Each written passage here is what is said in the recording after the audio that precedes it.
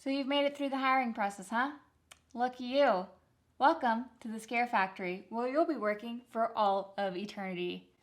As you know, through the hiring process, you'll be working with some other monsters that, like you, were hired because of their special abilities. So make sure to use them. Now, let's get started and look at what you'll be doing inside the Scare Factory.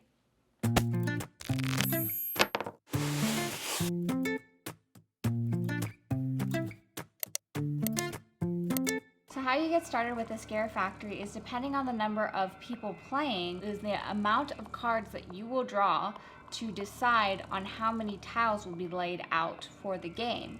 This game is different because unlike other games with a preset board, this one is all up to you to decide on what you'll be doing for the board, how you'll be setting things up, and depending on how it's set up can change the difficulty of the game. After you set up the board, then you'll be deciding on where you'll put the monster tiles and the human tiles, where all of them will be spawning and starting. You and the other players will decide on which monster you'll be playing at and make sure to pay attention to the amount of movement they have and their special abilities, because those come in handy. Movement in this game is not defined by putting down tokens or picking up tokens. Movement is solely movement. So when it says you can move 5, that means you can move up to 5 spaces.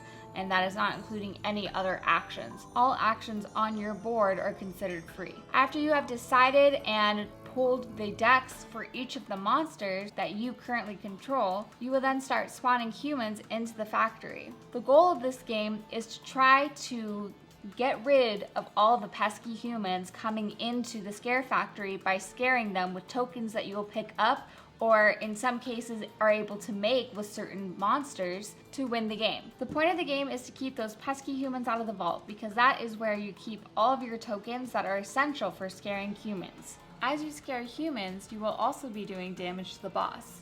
The goal is to try to do as much damage as you can to the boss before he spawns in, and also to try to keep the boss from the vault.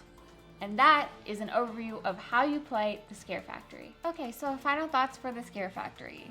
I really enjoyed the miniatures that were provided. As you know, this is a prototype version, so components are subject to change. Some of those components being the rules and the prototype minis that we got. You get 10 in your set, and we were only provided 5. So that did show a little bit of complications in our gameplay, because we were trying to spawn a lot of monsters when we didn't have that many, so that was fun. But I really enjoy the artwork, like I said, and the components that were provided. If the miniatures are anywhere close to what I have in my prototype copy, they are amazing. And not only that, the artwork and the lore that went behind each of the characters is great as well. On the back of the character sheets, there's this whole big story about each of your characters that you have here, and really the detail that went into the miniatures as well is really great.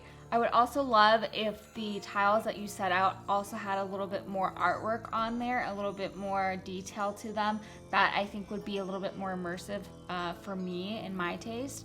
But as you know, this is a mainly cooperative game. So you and your fellow cohorts are going to be trying to battle this monster by scaring all these other ones. As somebody else has pointed out, it's like a reverse Monsters Inc., where you're trying to scare the humans who are coming into your territory versus you going into their territory and scaring them. But though I do enjoy cooperative games, this one just wasn't for me. And while I appreciate the thought and the concept that went behind the game, something just didn't click for me that would make me want to bring this on my permanent shelf. But I hope this preview helped you to decide if you would like this game. This is now currently on Kickstarter, where you can see the game and decide for yourself if this seems like a game for you. But thank you so much for watching. I will see you guys next time.